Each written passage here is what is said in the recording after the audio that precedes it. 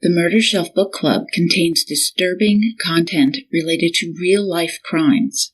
Listener discretion is advised.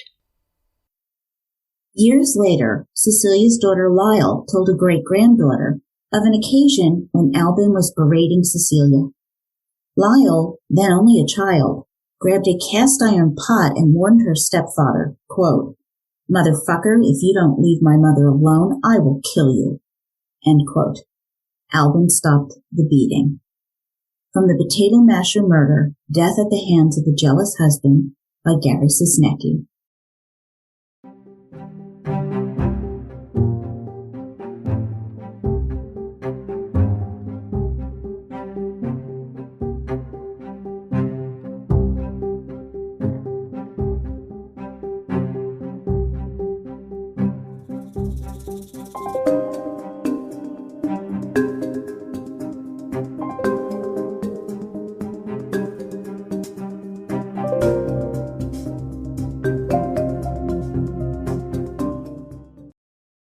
Welcome back, Murder Bookies, to Second Cast, Episode 32, Cecilia's Curse, of my trilogy on the Potato Masher Murder, Death at the Hands of a Jealous Husband by Gary Cisnecki. I am your host, Jill, and I have a true crime book club in the greater Philadelphia area and love discussing true crime, where I apply my 30 years of experience as a psychology educator who studied and taught about serial murder. I decided to turn my love of reading and fascination of true crime into a podcast so I can share these stories with you. Each month, I will discuss a book I've pulled off my murder shelf in the first 2 episodes. I like to tell the story from the author's point of view, so it's never a boring timeline. In this 3rd episode of the series, Second Cast, where I delve into the threads not pulled, explore the paths not taken, add updates, or in this case, the follow-up stories of what happened after the trial. Oh my God, it is a wild ride. If you haven't listened to Part 1 or Part 2, Episodes 30 and 31, you really should. There's a lot of spoilers. So where did we leave off? Albin, a charmer, as you heard in the opening description from Lyle, Cecilia's daughter, had been convicted of murdering Cecilia Henderson Hornberg Ludwig and was sentenced to 2 to 14 years. He is spared the death penalty, although it was on the table given how Cecilia was killed, just horrifically burned to death. Albin Ludwig was formally received at the Indiana State Prison in Michigan City on May 13, 1907, and assigned prisoner number 3701. His mugshot from entry into the prison shows a handsome man with close-cropped hair, gray piercing eyes, and a light beard, as if he hadn't shaved for a few days. He'd fit right in today. His occupation was listed as carpenter-plumber, his body described as medium heavy. Among other prisoner paperwork, he was asked to tell the story of his crime, which he did. It's consistent with what he said at the trial, although he added more details about Cecilia's alleged infidelities. Warden James D. Reed briefed Albin on prison life. Clothing, a stark check or plaid suit, privileges, writing 1 letter a month or 1 visit a month, and he could borrow books from the library. After 3 months of uninterrupted good conduct, Albin would be promoted from his current 2nd grade status to 1st grade. His uniform would shift to a cadet blue with brass buttons and his number stenciled on it. Letter writing in prisons doubled at that point. At 6 months of continuous good conduct, the board can then consider parole. Yeah, after 6 months of a 2 to 14-year sentence for murder. Violations of any rule demoted an inmate back to 2nd grade, and if that continued, down to 3rd grade, wearing the old stereotypical prison stripes. Thus, each man determined for himself how it would go for him in prison. From what Gary researched, he found only 1 conduct report with Albin Ludwig's name on it from August 9th, 1915, and the offense was, quote, laughing and talking in chapel when the lines were coming in, end quote. Albin was reprimanded, not really a severe punishment for that kind of infraction. Between 1913 and 1923, Albin was admitted to the prison hospital 7 times. Was any of this connected to the injuries he'd inflicted on himself when he killed Cecilia? We don't know. Now, if you recall Albin's brother, Gustav Ludwig, he hired the defense attorneys days before Albin appeared in court, 2 months after Cecilia's murder. Brothers Gustav and Albin had been estranged over some money issues dating back a few years. Given all of this, surprisingly, Gustav did not stamp on Albin's appeal.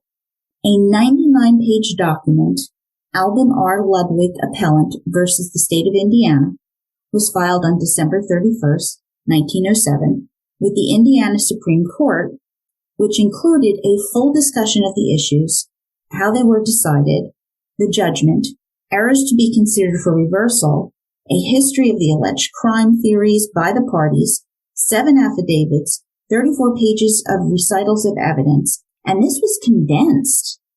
And there were arguments for appeal, plus an index.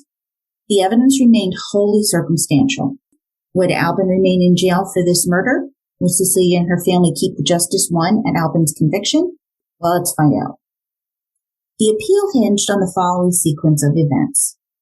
Albin searching for the insurance policy in the closet, Cecilia arriving, them arguing, her hitting him with the potato masher, him dropping or knocking the oil lamp, catching her by the throat, pushing her up against the hook, causing that scalp wound, choking her to collapse, sinking down to her death. Him having no thoughts of intentionally killing her at all.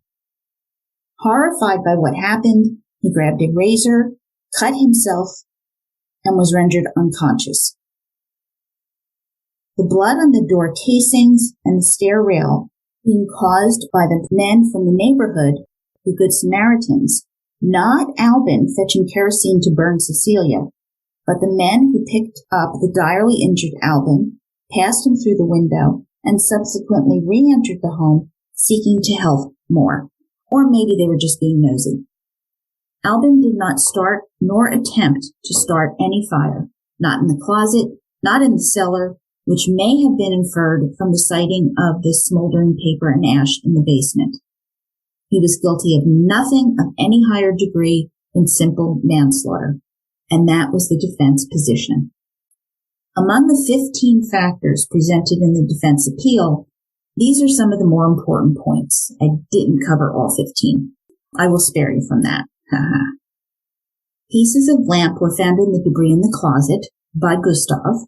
The hook that doctors confirmed would make a jagged scalp wound, such as found on Cecilia's head, not a potato masher as the prosecution presented, and Cecilia's weak heart contributed to her death. The defense had a very rough time trying to get that information on Cecilia's heart condition on the record during the trial. Had it mattered to the jury? Was this an error so grave it could justify a new trial? One of the 7 affidavits was from D.D. Rathbun, a telegraph operator, who claimed to be the first person at the house fire who, quote, stumbled upon and saw the body of a man on the floor near the windows. His hands had been covered with blood while handling Albin's body, end quote. After Albin had been rescued from the scene, he and at least one other man who had assisted went downstairs. Rathbun swore, quote, I have no distinct recollection of putting my bloody hands or hands on the rail, but I have no doubt that I did, end quote. So that would be a new explanation for the mysterious bloody handprints that the prosecution claimed the self-injured bloody Albin made going downstairs to get kerosene or gasoline to use as fuel to burn Cecilia, which is what the defense is now suggesting. Also, Rathbun certified that he'd noticed some stuff on the dresser in the front room beginning to burn. He hastily pushed it on the floor or swept up what was ever on the dresser and threw it out the window. Had this managed to get blown into the cellar, where a portion of it was seen by neighbor Robert Schlechenberg, who testified about this at trial. Another rescuer who had not testified at trial was Bert W. Shaw, the first guy who went up the ladder to help out on that terrible day, and the guy no one recognized or knew his name at the time. Later, Shaw went into the cellar twice searching for Cecilia and saw no fire, no smoke either time. Put together, explaining the bloody handprints away, plus the affidavits by Rathbone and Shaw, this is new evidence fitting Albin's version of the events that transpired. But was it enough? Would it result in a different verdict? The Indiana Supreme Court decided that it was not. Chief Justice John H. Gillette wrote, acknowledging the new evidence explaining the bloodstains, but wrote, quote, "The case against the appellant would have been quite as strong with the existence of such bloodstains explained. The questions remained whether, in the circumstances of new evidence being introduced, it could reasonably be expected that the jury might acquit him or find him guilty of manslaughter. The deceased came to her death as a result of a struggle in the closet. The conclusion of the jury, that the appellant was guilty of murder in the second degree, is fully supported." End quote. Whether the fire was or wasn't started in the cellar was trifling in the eyes of Judge Gillette. In the eyes of the court and prosecution, Albin Ludwig knocked his wife unconscious with a potato masher, dragged her into the closet, doused her with gasoline, set her on fire, closed the door, and blocked it with furniture. I recall the testimony of Fireman Hose, who testified under oath at the trial that he'd removed a rocking chair from in front of the closet where it blocked that closed door. I remember that well. Albin Ludwig got off easy because it should have been premeditated first-degree murder. He should have hanged. 8 years later, November 1915, Albin petitioned the parole board for parole. Cecilia's daughter Lyle, now age 21, may have testified against Albin's release. Quote, "I believe my mom told me that Lyle always went to his parole hearings to try to keep him in prison," end quote, a great-granddaughter told Gary Sisnecki in 2017. In 1919, the prosecuting attorney of the 60th Judicial Circuit was Samuel P. Schwartz, who addressed the latest parole application by Albin that was before the State Board of Pardons. Since this crime was a most brutal one, and certain people who remember the case and are familiar with the circumstances have come to this office for learning what may be done to prevent Ludwig's parole. End quote. Parole was not granted.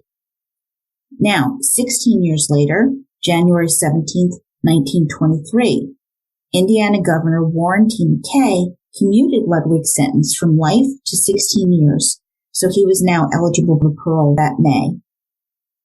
Why Governor McCrae took this action, we don't know, but it seems likely that people who supported the parole pushed, ratcheting up their energies to get him out. Executive Order 1016 states that upon his conviction, Albin had no previous criminal history, and he maintained a clear record while in prison. After, quote, "a careful investigation and examination of all the facts, the State Board of Pardons recommended that Ludwig's sentence be commuted," end quote. Ludwig was released this time. All in all, it wasn't actually completely unusual. A 16-plus years was considered a life sentence in the early 20th century. Life in the federal system was officially defined as 15 years, wrote political scientist Marie Gottschall, an expert on mass incarceration. Another Indiana wife killer was sentenced to life in 1907, the same year as Albin, and he was paroled after 11 years. 2 others served 15 years, and they had first-degree murder convictions. June 1st, 1923, Albin Ludwig was paroled, paperwork, and on June 8th, Albin left the prison. There were 7 rules he had to follow now once paroled. Albin couldn't change employers without written permission from the warden. He had to report his income and monthly expenses. He had to abstain from liquor and, quote, "avoid evil associations and improper places of amusement and recreation," end quote. I like that one. A really good suggestion, certainly.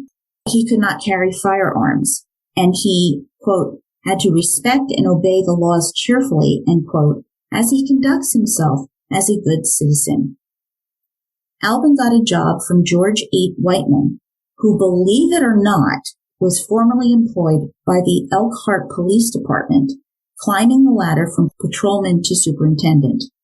White men had come to Albin's rescue before, when as a police sergeant, this was a couple years before the murder, white men pulled Ludwig off Cecilia when he had been choking her on the floor in 1903 at a dance. Of course, Albin denied the incident ever occurred, and the newly minted free citizen was discharged from parole May 31st, 1924, a year after he left prison. Cecilia's granddaughter, Jessie, told Gary Sosnecki in a 2017 interview that she believed white men had gotten Albin a job as a jewel tea man, a door-to-door salesman of teas, coffee, and house goods. Now remember, this is very, very common sight back in America in the 1920s. Welcomed with regularity. Jessie also told Gary, quote, her mom was just petrified of him, end quote. Well, can you imagine a convicted murderer walking up to your door, coming inside, hanging out with you while looking at selections of tea, jasmine, Earl Grey, while the husband's at work, you're alone with Albin Ludwig. A wife talking to another man without her husband home, the very thing that triggered him about Cecilia. Like, what could possibly go wrong?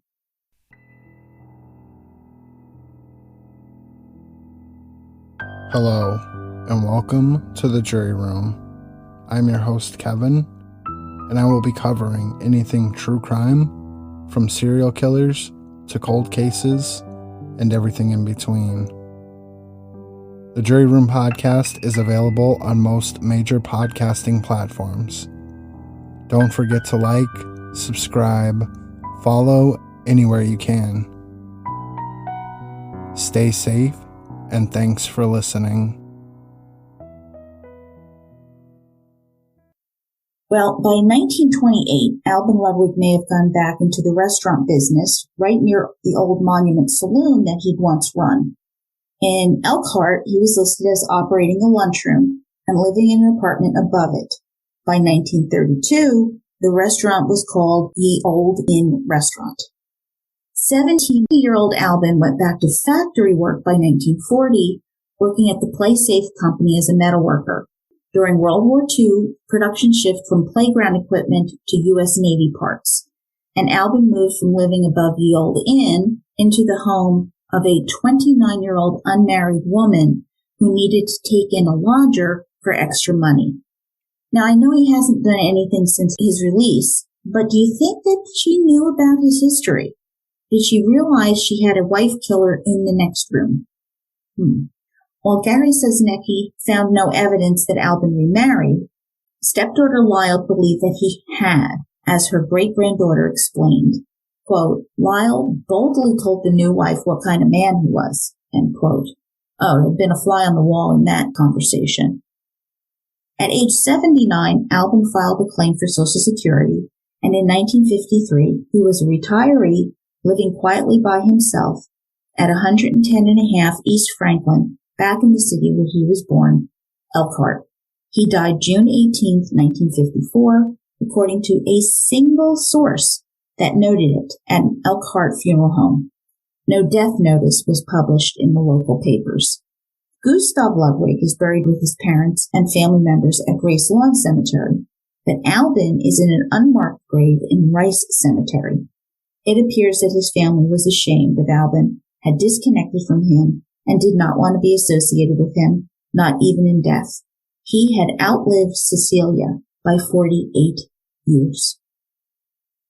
But let's turn to Cecilia Henderson Hornberg Ludwig, wife, mother, homemaker, but she was different from many of the women of their era with their traditional wives and husbands, and some abusive like Charlie Hornberg and Albin Ludwig.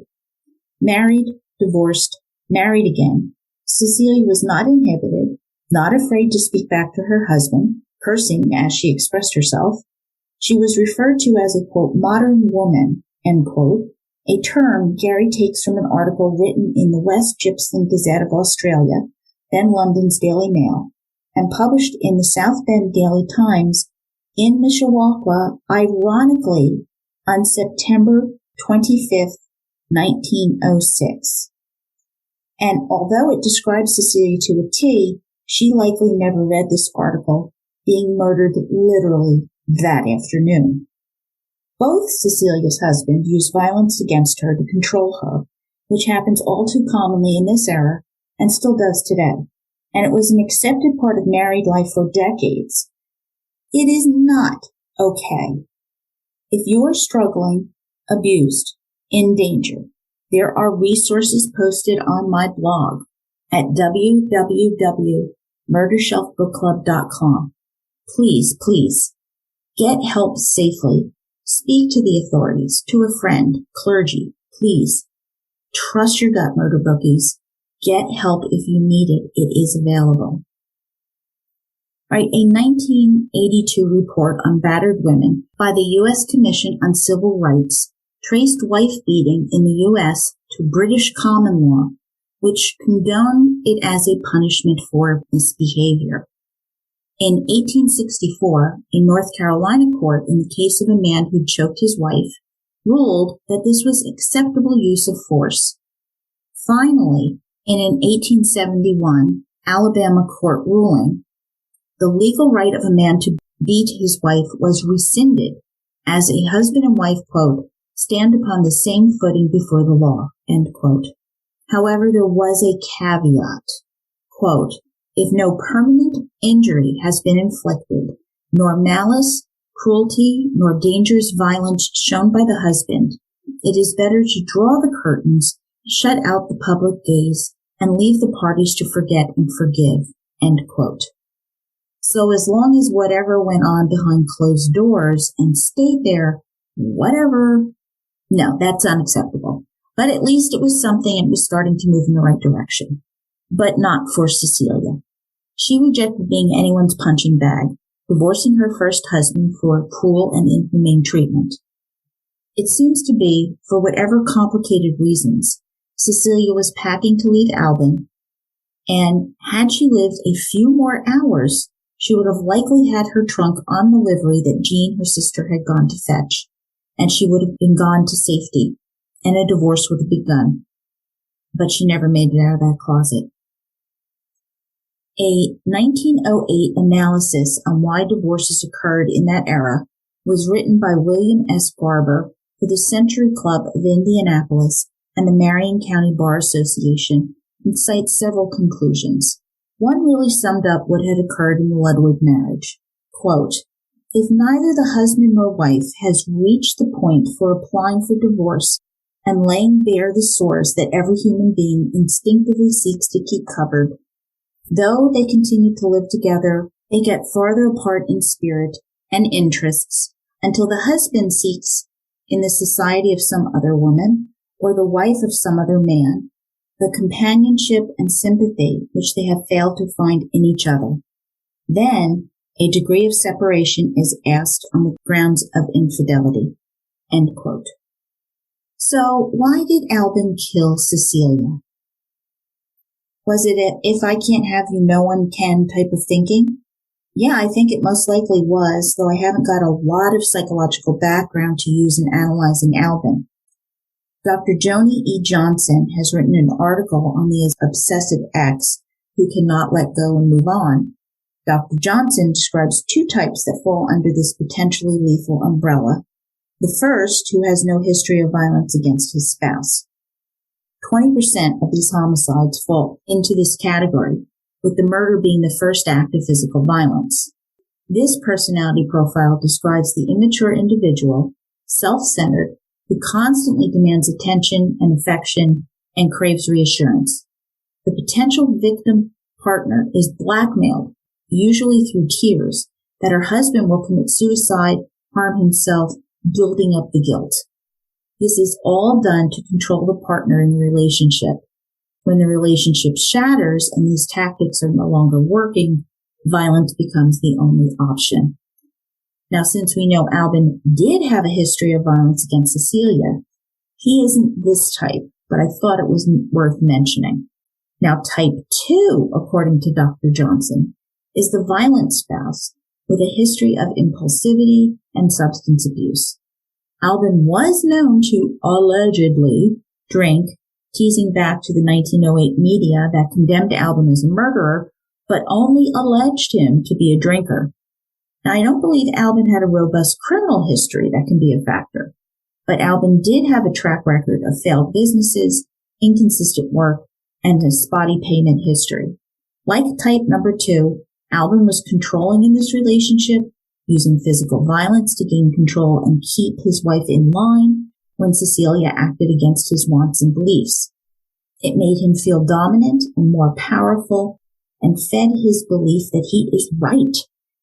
Cecilia belonged to Albin, and he had the right to tell her what to do, the right to tell her where to go, the right to know what she'd done and who she'd been with. We get this over and over and over in the trial transcript. In the first decade of the 20th century, this wasn't all that unusual. Women did answer to their husbands as a norm. Women's liberation is still 60 years away, although, as I said, there was talk of the modern woman who was stronger and more resilient even in 1906. Lethal violence becomes possible as an extension of the dysfunctional relationship. In this case, belief Cecilia was trampling all over with her infidelity and challenges to Albin's power. I am not blaming Cecilia, but I am speaking honestly about the circumstances in this marriage. From the beginning, I believe Cecilia thought she could control Albin, which is probably why she married a man in smaller stature than she was. Recall, she's just under 6 foot. Albin is 5'8". Cecilia had been cruelly abused in her first marriage and divorced him for it. She knew her rights in this regard. She could stand up to Albin armed with this knowledge, and Cecilia voiced her objections and she resisted him. Only when Cecilia had had enough of the tension, arguments, his suspicion, stalking, and badgering did she announce that she was leaving and began to act on this. And that is when Albin ended her life. Albin would lose face if Cecilia left him. He'd be embarrassed before all of Mishawaka, shamed. He'd lost control of his wife. Hence, he tells his friend Fred Metzler that he is going to kill himself. He could not live with her leaving him. It was an affront. It was too much to bear. So he killed her when his rage erupted in that closet. Dr. Johnson sums it up perfectly. Quote, "Stalking and other forms of unwanted pursuit may be used in an attempt to maintain or reestablish an intimate relationship. Taken to the extreme, the obsessive ex may explode in a murderous rage out of the mistaken impression that the very essence of who they are will be psychologically destroyed if they don't respond to the situation." End quote. We certainly see this in the sequence of events with Albin and Cecilia, him following her the night before he killed her, trying to convince Cecilia to stay rather than to pack the day of her death, and the eruption of rage as he bashed her with the potato masher, sets her on fire, and tries to commit suicide himself. They would die together, only Albin lived. I read another study called Wife Murder in Chicago, 1910 to 1930, by Bowman and Altman. So it's fairly relevant to Mishawaka in 1906. Of the wives killed, 68% were killed with a gun, 16% with a knife, and 17% with other. What's other? I asked myself. Well, this included scalding, strangling, throwing out the window, setting a fire, striking with an axe, hammer, baseball bat, or potato masher, and poison. Set a fire, hit with a potato masher, poison. These are all possibilities in this particular case. Albin fits this profile perfectly. Cecilia is not to be blamed for his ruthless act of violence against the woman he claimed to love, which I just reject. Spare me, Albin. You don't hurt people you love. Neither of these two people were saints, but nothing justifies the barbarity of September 25th, 1906. Nothing. Cecilia's murder was particularly horrific, and thankfully there were few others that rose to this level of gruesomeness. Still, there were 66 wife-killing homicides in Indiana that year. William and Lyle were not the only children reared without their mother. Though raised apart, they did see each other occasionally and were in contact until William's death in 1969. Lyle Ellen lived until she was just 2 months short of her 102nd birthday. Life went on after Cecilia's death for Sister Jean and her children Lucy and Charlie Ellsworth. Fun fact, Albin complained about Jean's absence from the trial, calling her a modern woman. So I guess Albin had time to read the article while convalescing in the hospital. You think? 111 years after the trial, Gary got to speak with Sister Jean's grandson, Chuck Ellsworth, who shed some light on what his father, Charlie, had said about the summer of 1906. Jean's husband, Ori Horace Ellsworth, was a mining engineer in high demand in the gold fields of California at that time.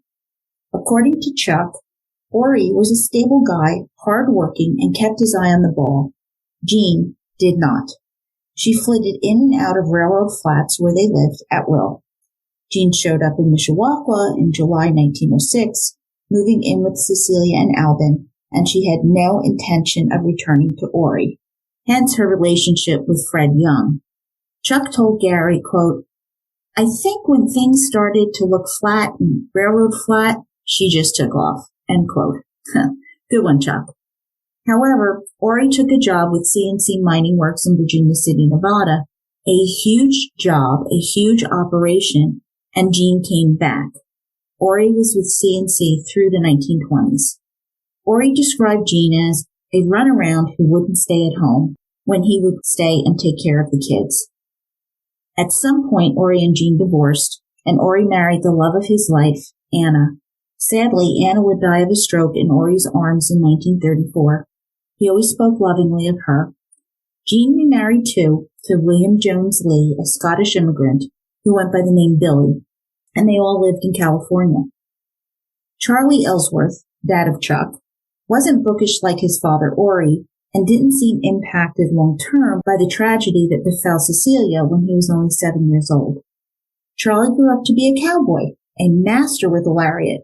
He met Will Rogers, and he served as a World War I artilleryman. Later, he settled down as a mechanic and raised his family, marrying Floretta Pearl Boyd in 1935. Charlie was good to his mother, Jean, even though she'd abandoned the family when he was younger. He and Flo bought Jean and Billy a bungalow so that they could all be near each other. Chuck remembers riding his bike to Grandma Jean's house and her good cooking. He also recalls how tall Jean was at 5'10", like Cecilia, towering over him as a kid. When Jean's husband died a few years later, Charles and Flo moved, bringing Jean with them so they could all continue to live nearby. Both Ori and Jean passed away in 1974.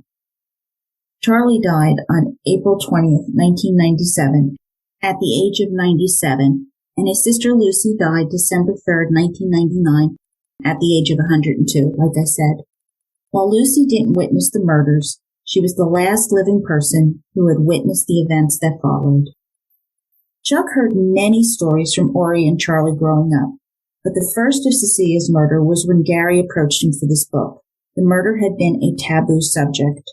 Charlie was the patriarch of the family and the boss, so it's likely he just quashed any discussion of it, and he died silent on the subject 9 decades later.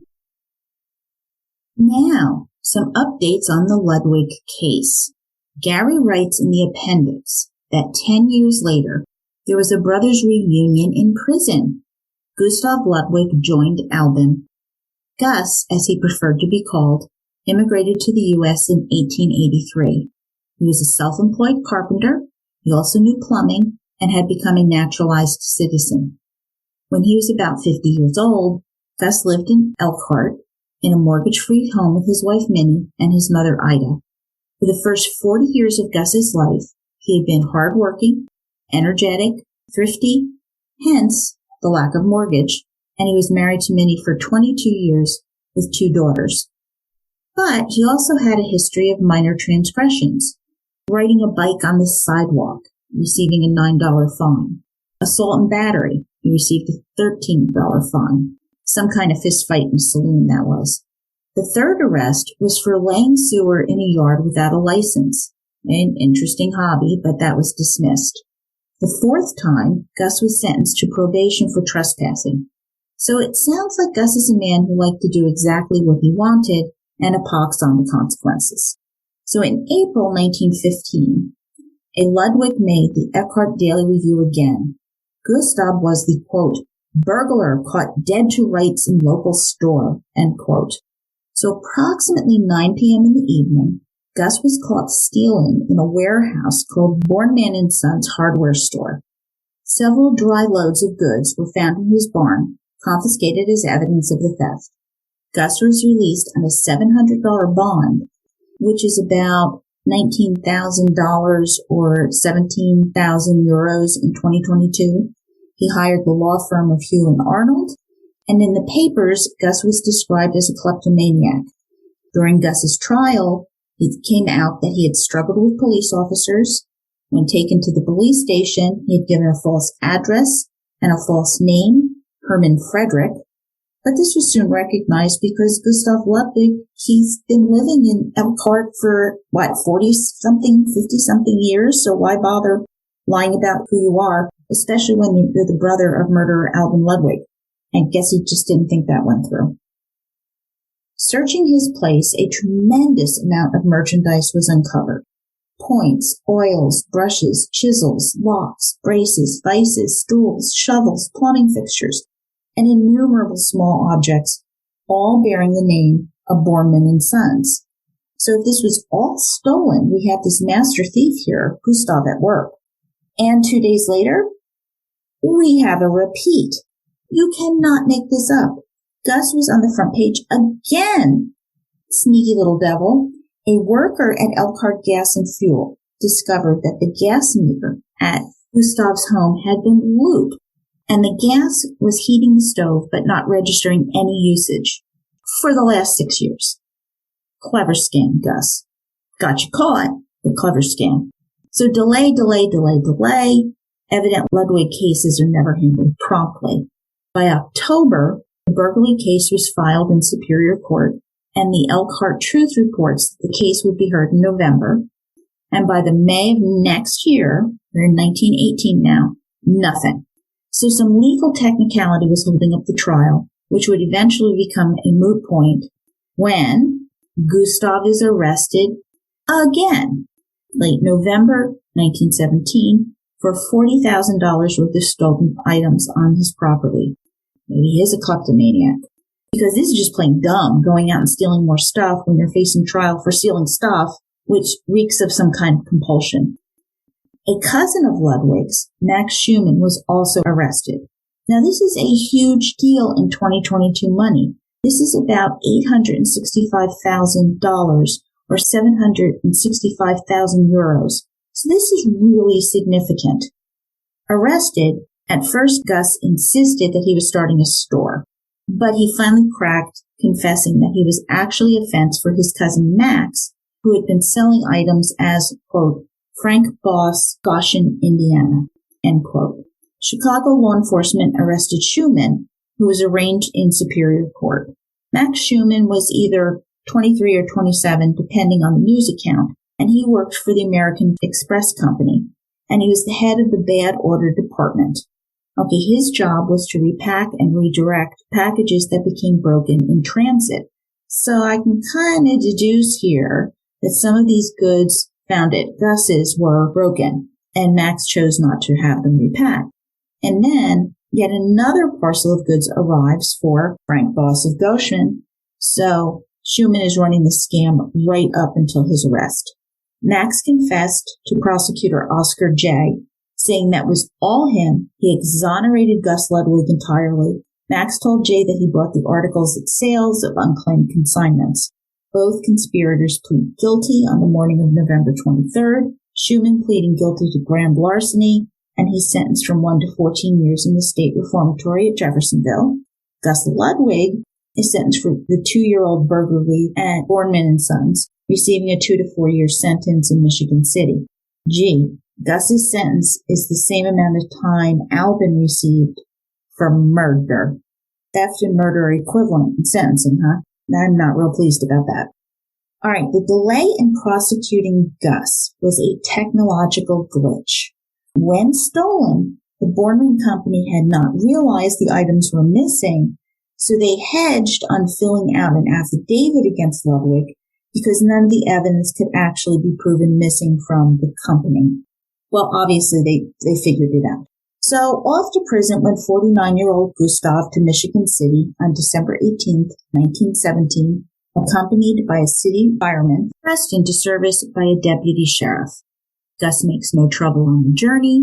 He is intending to seek a pardon after serving a minimum of 2 years for absolutely flawless behavior. All right, December 1919, both Albin and Gustav were permitted temporary parole to attend their mother Eva's funeral, as she had been found dead in her bed by Gustav's wife Minnie. Eva Ludwig was 81 years old.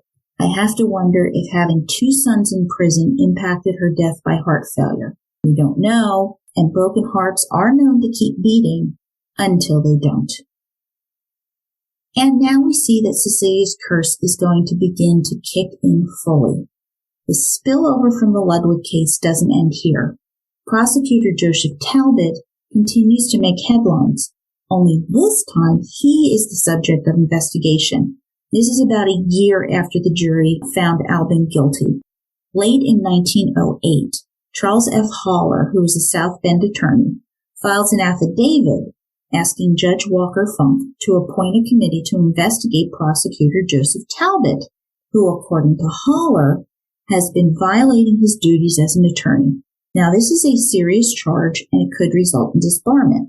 So Haller wants investigation into Talbot, the law and order guy, remember, who insisted laws be obeyed, closed gambling joints on Sundays, he enforced the blue laws, and I'm certain he made some folks very, very unhappy. Was Haller one of those made unhappy by Talbot enforcing the law? On the surface, it wouldn't appear so, but one has to ask, who is this Charles F. Haller and what's his motivation? Haller is a local guy big in the Prohibition Party, so he is a politician.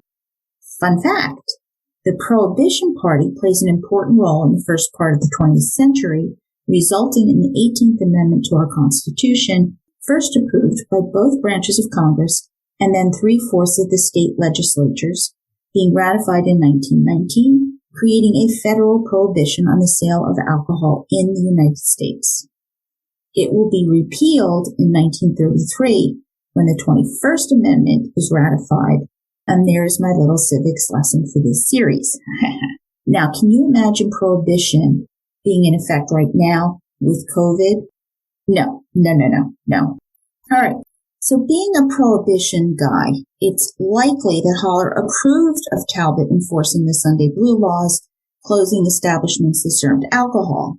But Haller has aspirations for a political career, hoping to run as the prohibition candidate for vice president in 1908, though that didn't actually work out for him. Later in 1910, Charles Haller unsuccessfully ran for state attorney general.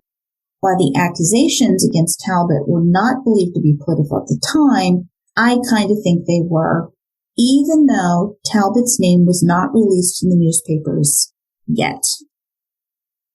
The Star Press of Muncie speculated, printing a link that they discovered. Quote, some time ago, proceedings were filed by the prosecutor against Haller and Fred C. Gabriel, another attorney, in connection with an application for divorce by Mrs. Perry Dixon of Buffalo, New York. Judge Funk refused to sustain the charges which Talbot made, and a divorce was subsequently granted to Mrs. Dixon. End quote. So it didn't take a genius to figure out that the prosecutor being investigated was Joseph Talbot, who, had acted against Haller in the past regarding this divorce. It doesn't seem to be something that would cause a desire for revenge, but coupled with Haller's political ambitions, it seems like a possibility. And Judge Funk apparently thought the charges against Talbot had merit, because he promptly appoints a committee of 6 local attorneys to investigate, and the committee had until May 23rd to file a report. However, by late June 1908, the report had not been made public.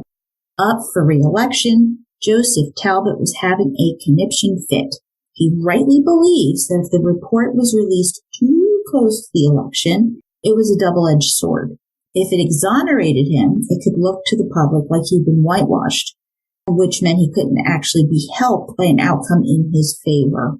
So Talbot requests that the report and proceedings be made public and any evidence Mr. Haller had released. Let the public see, let a jury try him for any charges, and Talbot accuses Haller of false prosecution, stating that he had only conducted his official duty and had done nothing illegal. Well, Talbot was absolutely right. The accusations alone had damaged his reputation. But be careful what you ask for, because the September 15th headline rang out, quote, "File serious charges against Joseph Talbot," huge capital letters, in the LaPorte Weekly Herald, and "attorney in trouble" in the Star Press. The specifics of which Haller accused Talbot were that Joseph and his brother John Talbot concealed escaping convicts from a Michigan prison, that he employed John Talbot to appear in court as a deputy prosecuting attorney when John had been disbarred, which is legal at the time, by the way, and that while disbarment charges were pending against Joseph Talbot's predecessor, George A. Kurtz, Talbot employed Kurtz as a deputy prosecuting attorney for a year anyway. Talbot was accused of taking $25 a month not to prosecute a brothel madam, and in another case, Talbot and others were accused of conspiring to protect the woman who ran a disorderly house where gambling and liquor were sold illegally. So now remember, this is the law and order guy who was elected and immediately began enforcing the laws. They contend that immediately Talbot began accepting bribes and using favoritism. So I guess anyone can be corrupt, but I'd have to see the evidence. Show me the evidence. There either was or was not evidence to support accusations. It's that simple, really. Talbot believed he'd be vindicated and reelected, so he really pushed to have this all settled before Election Day, November 3rd. And ironically, his attorney was Samuel L. Parker, Albin Ludwig's attorney. Gone full cycle. October 12th, Special Judge Harry B. Tuthill ordered the trial to be held in November after the election. Not good news for Joseph Talbot. Another charge was also added, that of jury tampering for this trial. So you might have guessed that Talbot is going to lose his election bid, 8,577 votes to 8,166, a difference of only 411 votes. So with scandalous accusations, a 411 vote margin of victory, that's close for a damaged, scandal-ridden candidate. Election over, the prosecution requested a change of venue. Hey, why not if you have a guy who just got 8,100 votes with charges pending of corruption? So maybe you need to move to a less supportive area. Very strategic move, prosecution. The request took the judge and defense by surprise, since it means there'll be a new judge, new jurors, and the whole thing. And the new venue was granted. It was moved to Superior Court in Elkhart, and that's when things got more muddled. The charge that Talbot had helped escaped convicts stay at large required an escaped convict, now recaptured, to testify, a guy by the name of Yock Allison. However, Yock refused to testify or make a deposition because he might actually incriminate himself in the crime of jailbreaking, which he was not prosecuted for after his recapture and return to prison. If Yock Allison out and out admits he'd escaped from jail, he could get 3 more years on top of his sentence. Hey, I'd refuse too. And Yock has the right to not self-incriminate. That is part of our Constitution. They should have known better than to pursue this, but they did anyway. So the issue of Yock testifying or not testifying remains on the table and is debated for a while. Other problems would arise during the trial, such as testimony versus attorney-client privilege and the discretion a prosecutor has during an investigation.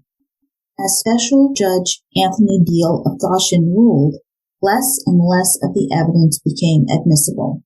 More difficulties arose, like John Talbot, the brother, did not show up to testify, just blowing off his subpoena. A bench warrant for his arrest was issued, But ultimately, John Talbot could not be forced to leave the county where he resided to testify in another, and Judge Deal agreed. I'm not sure if this is the thing today. I didn't get a chance to look into that. Right. However, John Talbot finally agreed to make a deposition. For closing arguments, Talbot's defense team spoke for 3 hours. The next day, 6 other attorneys spoke on Talbot's behalf, again. Then 3 attorneys spoke for the prosecution. 2 of Talbot's attorneys responded to the prosecution's remarks, so back and forth and back and forth and back and forth, and it was all very amusing to the public. If any juror was uncertain at that point, the judge clarified the situation, and he out and out instructed the jury to find for the defendant. Just find for the defendant. I'm the judge. I know what's going on. So on February 17th, 1909, the jury declared Talbot not guilty. One of the wackiest trials I have followed in a while, murder bookies. Talbot had been found not guilty on points of law, and if he'd done these things or not done these things, it really wasn't even determined by the trial, and it didn't matter in this topsy-turvy world. Well, that was that, right? Moving along, right? Joseph Talbot, no longer a prosecutor, returns to his law practice for 4 whole days. March 1st, 1909, his brother and disbarred law partner, John Talbot, was shot 4 times by ex-lover Leona Mason. More Talbot scandal flung out on the public streets. John and Leona's affair began when she hired him as her divorce attorney, her husband being Edward Mason, a wealthy real estate broker. And this fuels the scandal more. Leona shot John again on June 21st, running through the streets of South Bend. Oh, Leona must have been annoyed, because this woman scorned thing, wow. So John wasn't actually injured too badly in the shootings, thank God, but the married husband and father's reputation was absolutely ground into the dust. Mrs. Mason was arraigned for a trial for the attempted murder of John Talbot when John refused to testify against her. So I can imagine that these were really fat years for the newspaper in these towns. The feast is on. That summer of 1909, Mrs. Mason's trial neared, because this just goes on and on as the latest, quote, Talbot sensation, which was how the press referred to all of this, which include tenacious public relations campaigns by both Leona and John Talbot. John Talbot attempts to bolster his reputation using his position as founder and supreme president of the Order of the Owls, a secret, or not so secret, fraternal order. Okay, give it a rest, man. Just stay home. Really, read a book. I'm also sure that Mrs. Talbot is at home and not very happy about the adulterous affair and publicity either. So the quote, "Who is John Talbot?" pamphlets appear all over town with photos and descriptions of this upstanding prominent banker, lawyer, and businessman, complete with character references. A week later, another pamphlet appears titled, "Who is John Talbot?" again, but this time it's Mrs. Mason's version. Oh yeah, she's going to have her very public say here, with caricatures of the owl's emblem squawking, "Hoo, hoo, hoo." And sensational charges were made, including that John Talbot was in fact insane. September brought Leona Mason's 8-day trial, defense attorney Charles A. Davie attacking John Talbot's character, calling him a black villain, the, quote, lowest of individuals God ever let live, end quote. The jury found Mrs. Mason not guilty after deliberating between 5 and 16 minutes, depending on the newspaper covering the story. Her supporters, many women, broke out in applause after the verdict was read. Leona spoke outside the courthouse. Quote, "As I was ever confident of acquittal, the verdict was no great surprise to me. I would have gone to the penitentiary before I would have allowed Talbot to hound me longer." End quote. So is that the end of the Mason-Talbot feud? Oh, no. During the September trial, Leona Mason sworn out an affidavit that John Talbot was insane, as indicated in the "Who, who, as John Talbot flyers that circulated. Now, Leona was charged with perjury, accusing former prosecutor Joseph Talbot of malicious false arrest, though it was actually prosecutor W.E. Pattee who filed the charges against her, because if you remember, Joseph Talbot isn't the prosecutor anymore. December 10, 1909, Mrs. Leona Mason brought a countersuit against Joseph Talbot for this malicious prosecution, asking for $10,000 in damages. In her affidavit before the circuit court, Leona Mason claims that the perjury charges were dismissed even before her case came to trial. However, the facts were published wildly, quote, injuring her reputation and damaging her nerves. She claims she was so overcome by the charge, and because she was held in the city jail for an hour, that she was unable to do her own work and was forced to hire help, end quote. So she wants $10,000. Papers notifying Joseph Talbot were served before he and his family could leave on a vacation to Tampa, Florida, planned so that he could recover from nervous collapse brought on from overwork. This had to be a really terrible time for Joseph and his family, but holy mackerel. I need to point out also that Leona Mason believes that her reputation was ruined, not by her affair with a married man, not running down the street with a gun trying to kill her lover twice. No. Her reputation was fine then, but accuse her of perjury? That's where Leona drew the line. Just clarifying that for you, because I know it's a lot to absorb. From a lens of time and distance, Leona seems to be histrionic to me, a personality disorder.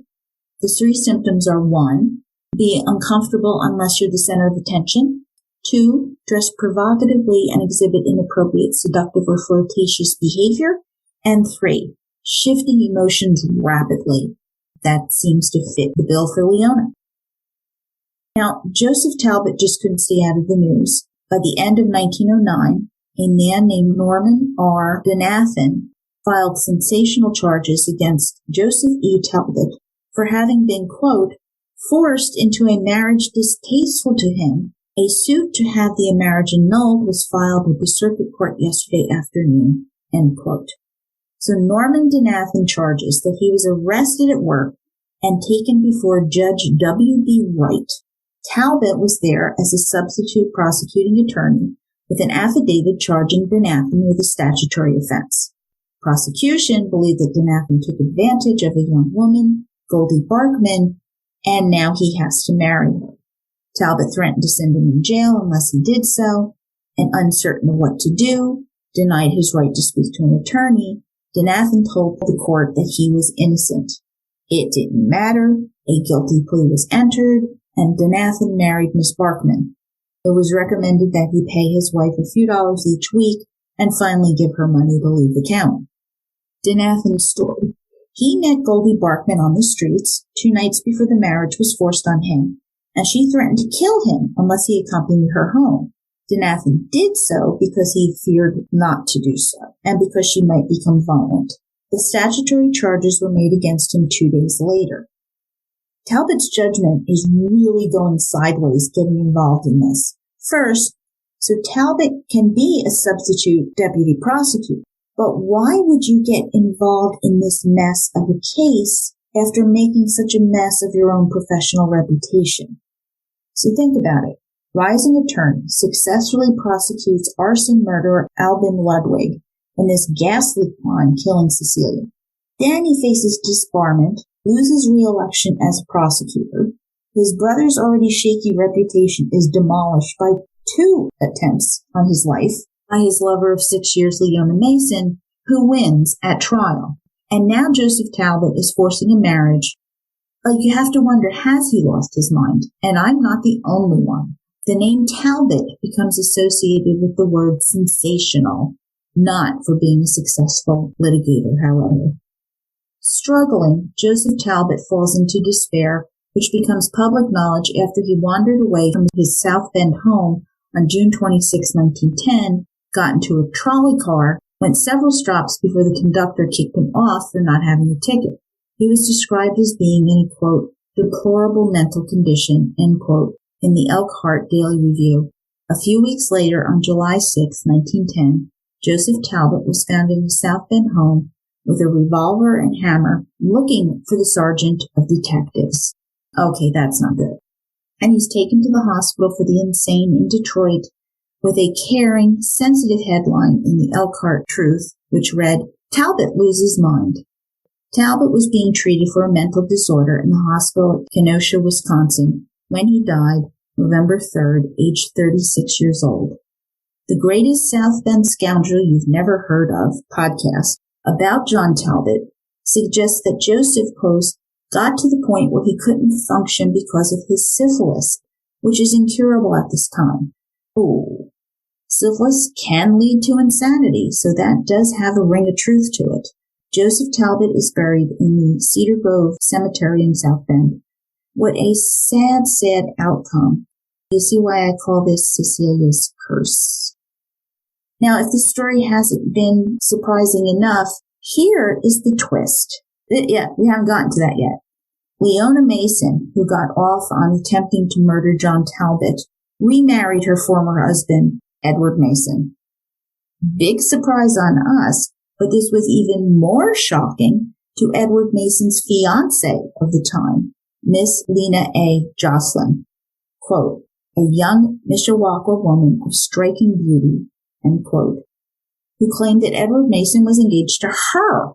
Ooh. So 2 weeks after Mr. Talbot's death, Jocelyn files a $25,000 breach of promise suit against Mason for her broken heart. Now today that is about $730,000 or 650,000 euros.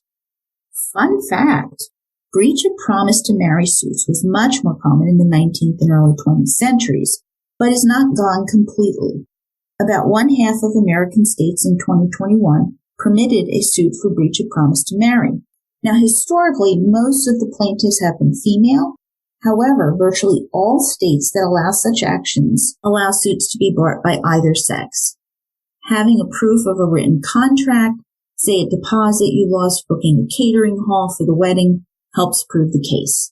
Only California, Connecticut, Florida, New Jersey, New York, and Pennsylvania prohibit the legality of such suits entirely, but they still allow an injured party to recover funds, chattel or personal property or real estate. Many of these suits involve the engagement ring, but much of this relies on where you reside, and none of this is legal advice, so consult your own lawyer.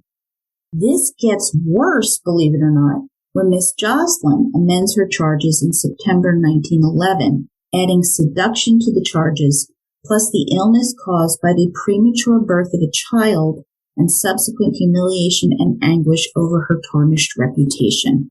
Oh my. And this gets more complicated.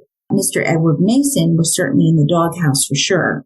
The dinners must have been mind-blowing. Mrs. Mason and the murder charges filed against her, trying to murder her lover.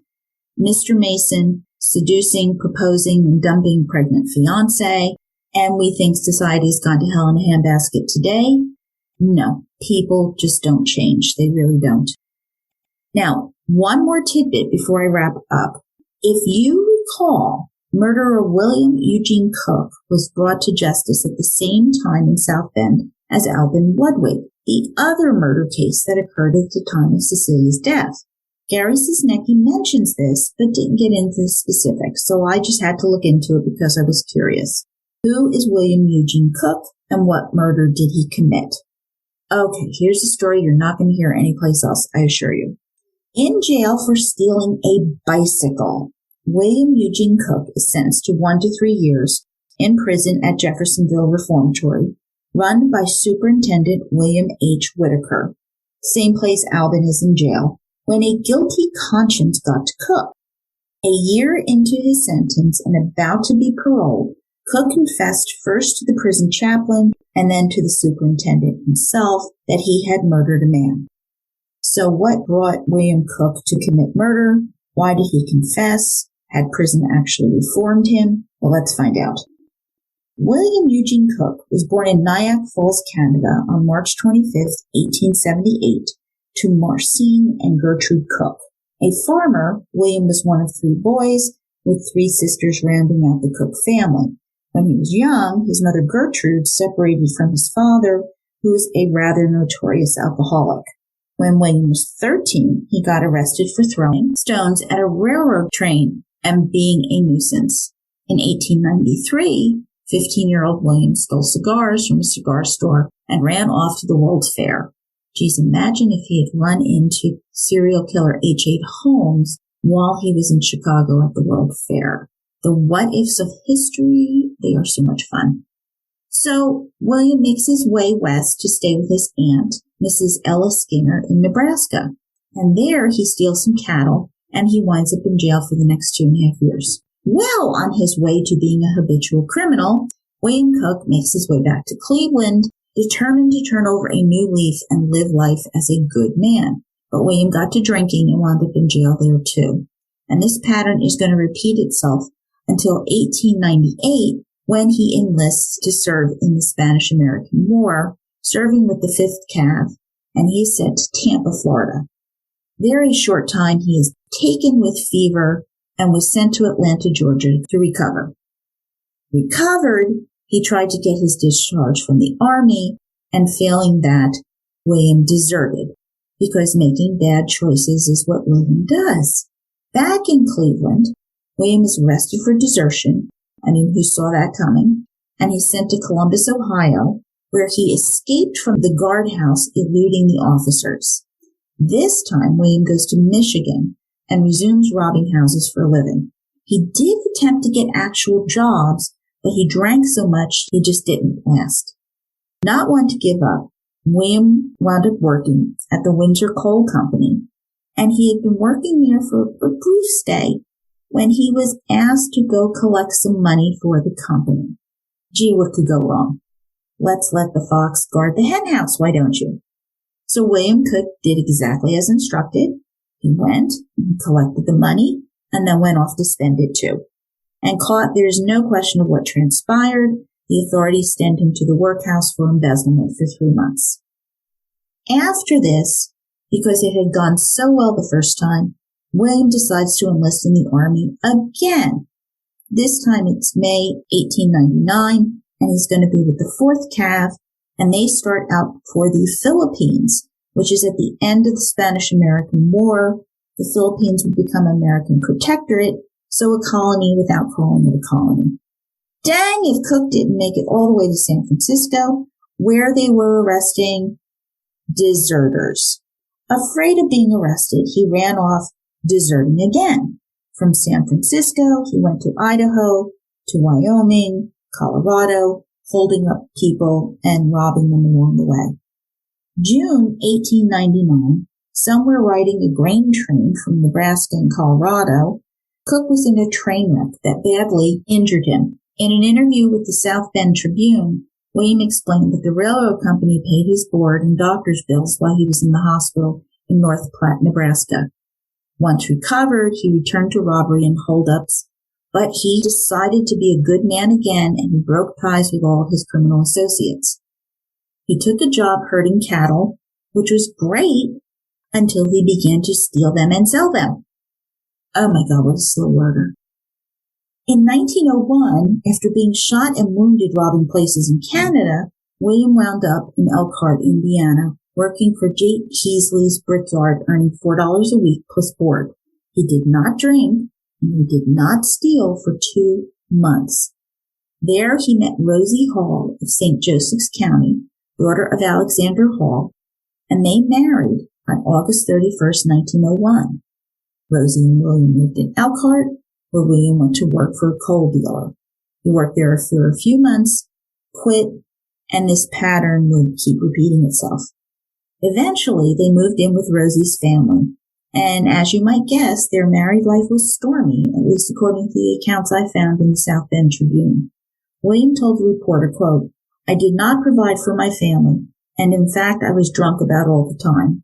In March 1903, I told my wife I was going to Cleveland, and she went to her folks, but I didn't go to Cleveland. I came back to the house after she'd gone, sold all the furniture, took all the money, and went out and got drunk." End quote. Rosie takes him back, however, and they resume living together from July 1903 to July 1904. And William states, quote, "I did provide for her and my children.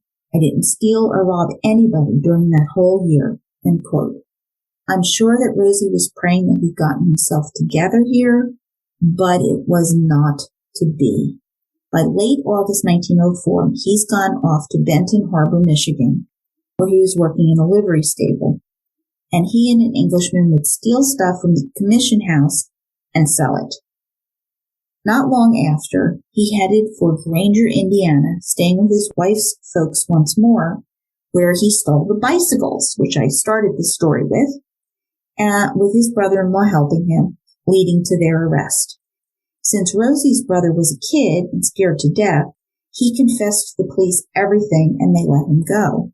William, who'd clearly been the mastermind of his dastardly plan to steal bicycles, wound up in the county jail again. Now, we're getting to the events that lead to the murder, when William Eugene Cook is about 27 years old. When he got out of jail this time, William returned to his in-laws, the Hall homestead, taking a job with a Mr. Lowry in a mercantile business. It seems that Rosie's family were struggling at this time, so William promised he'd bring them some money. I'd have been a nervous wreck at this point if he says this to me, because this guy makes trouble. Poor Rosie. Set out to help the family, William went to the grocery store to buy some bullets for his revolver, because that's definitely going to help, and he thought he bought about 10 bullets. The next day, he told the fam that he was going to work at Lowry's, and on the way, he had to pass by a hut or a shanty where an aged lumberjack, John R. Perkins, lived just south of Granger. William's brother-in-law had asked him to cut wood for Mr. Perkins, who really wasn't able to do it for himself anymore. So William goes over to do that. The next day, William heard rumors that John Perkins was sick in bed. With his revolver in his pocket, William peers through the windows and sees Perkins lying in his bed. He taps on the window, Perkins raises up, and William shot Perkins through the window. He'd learned that Perkins had some cash because the gossip in the area told of Perkins buying a new suit of clothes the week before for about $30, which is a lot of money. Entering, William stole about $35, which was over $1,000 and 965 euros. Cook left the $10 in silver in John's pocket to throw off any suspicion and make people believe that Perkins had committed suicide. Cook claimed, quote, "I did not go to Perkins' house with the express idea of killing him, but when I got there, I just thought, what an easy way to get some money. After I killed Perkins, I didn't know what to do with the body, so I set the house on fire," end quote. And then Cook went off to work. Passing through Granger later on, he heard a report that Perkins' house had burnt down with him in it. Cook claims this kind of made him sick, but he says he didn't know what to do. Back at the halls with Rosie, he made up his mind that the best thing he could do was run. Okay, his usual MO. He went to South Bend, blew the money he had, and went to work for Logren, Hubbard, and Logman, riding their coal wagon. He lasted 5 days because this was just too much like work to him. Back in Elkhart with the in-laws again, he took a job working for a saloon keeper, Ike O'Donnell. Another short-lived job. He went back to Granger and was shocked to hear that a man who brought bullets in the store was suspected of killing Mr. Perkins. Well, that was a major inconvenience. Feeling uncomfortable, William returned once again to his wife and family and was greeted by an argumentative mother-in-law, likely long overdue in her mind. William and Rosie left, where he got another job, got drunk, which is what he does. On Saturday, he gave Rosie money to buy shoes. On Tuesday, he stole the money out of Rosie's pocketbook, drinking it away. Rosie cursed at him, totally exasperated at this point. This devolved into a physical altercation with him hitting Rosie. Rosie's sister arrived and she had him arrested for being drunk and he was fined $1. So wait, William isn't arrested for hitting Rosie, but for being drunk. Noted. But before William could return home, Rosie, her brother, and sister told the police what they knew about the earlier bike thefts, and William was arrested on these charges and sent to the Jeffersonville Reformatory, which is how he came to be serving time when he felt compelled to confess to the murder of Perkins. William tells the South Bend Tribune, quote, "I didn't feel at all badly about killing Mr. Perkins until I came to the reformatory, but it just seemed that I must share my awful secret with someone. In making this confession without any solicitation of my free will, I wanted to get it off my mind." End quote. So, do you think he's repenting, murder bookies? Is his conscience truly disturbing him? That maybe he's turned a corner, finally owing up to what he's done? His previous attempts to go straight and take care of his family had failed. Was this a new opportunity? Or another botched effort with him reverting to form, continuing as a liar, criminal, and low-life murderer? Well, let's see how this plays out. William Eugene Cook told the reformatory chaplain, Reverend W.E. Edgins, the whole story of how he came to murder John R. Perkins. After repeating his confession to Superintendent Whitaker, Governor Hanley was notified. Hanley, in turn, directed Cook to be detained until an investigation could be conducted.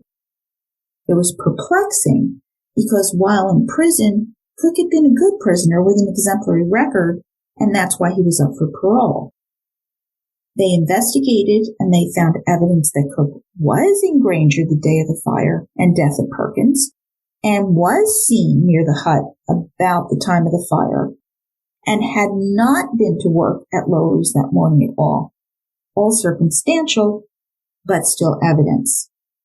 And what does William Cook do? He retracts his confession in early December 1906 when he pleads not guilty to the murder charges. The South Bend Tribune reported that William admittedly told Superintendent Whitaker all about his criminal history, but now he is stoutly denying confessing to the crime of killing the Granger hermit. Okay, William Eugene Cook is found guilty by a jury of his peers and sentenced to life in prison. And you'd think that was that. But nope. December 6, 1906, a headline from the Muncie Evening Post read, quote, "Arch fiend plunges knife into body, Cook alive although he cannot live," end quote. William tried to commit suicide, paralleling Albin Ludwig's case even more closely now. He plunged a jackknife into his chest above the heart, but not deep enough to do the deed, and when discovered, he tried to press the blade even deeper. So despite the headline, William does recover, and where he got the knife, no one was actually able to figure out. If you remember, in addition to Albin Ludwig and William Eugene Cook, Gary Sosnecki tells us about the murderer, Day Armstrong, who had also tried to commit suicide after he was arrested. So I find it curious that all three killers all attempted suicide, who were all in the same area, the same year, committing murders. Just struck me as quite coincidental. And I'm stopping there. Okay, enough. This concludes 2ndCast Cecilia's Curse, the Potato Masher Murders, Death at the Hand of a Jealous Husband. Remember, I could not possibly get into all the details, though I do try to give you a real sense of the story Gary Sosnecki tells. Read the book. You will not be sorry, murder bookies. It was such a different story from previous trilogies, a single domestic explosion of violence resulting in a terrible, awful murder that unleashed a cascade of subsequent events with all of these families reeling. And while there are many examples, this one was unique as well, as it snuffed out the life of this woman, mother of two, with much to live for and much to do as a modern woman of that bygone era. It's a sad case, and it seems to really have impacted all of those involved, leaving a trail of melancholy behind, touching upon the remaining family members, lawyers, their loved ones. One has to wonder if a curse did come down upon them. Unlikely, but terrible deaths do have unforeseen consequences that we delve into here. Thank you, Gary Sosnecki. This has been a fascinating journey with you. My bonus episode 33 interview with Gary is coming out too. If you know anyone who is in danger from a domestic violence situation, Please get help, and please be smart. Cecilia was killed the day she was leaving, and statistics tell us this is a volatile and dangerous time for anyone getting out of these situations. There are resources on my blog. Please get help. Please be safe. Love does not hurt.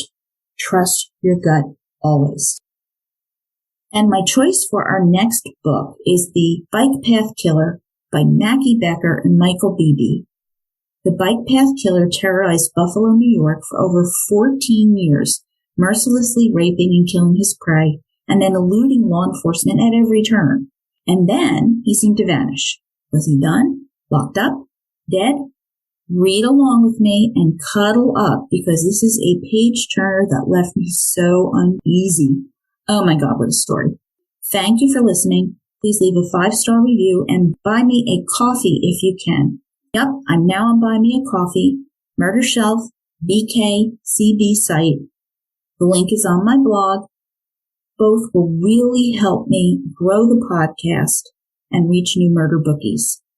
Reach out to me on Instagram, Facebook, Twitter. Shoot me an email at jill@murdershelfbookclub.com. I love hearing from you. Follow or subscribe to my show on Spotify, Apple Podcasts, Google Play, Stitcher, Podbean. Let it pop right into your feed. Until next time, murder bookies, happy reading, trust your gut. Source material and snack and drink information for the Potato Masher trilogy is found on my blog too. Really plugging my blog this episode. Check it out. Stay safe. Happy New Year 2022.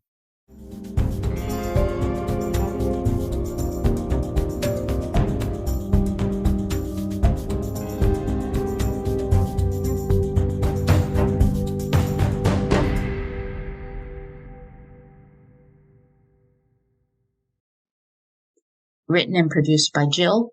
All rights reserved.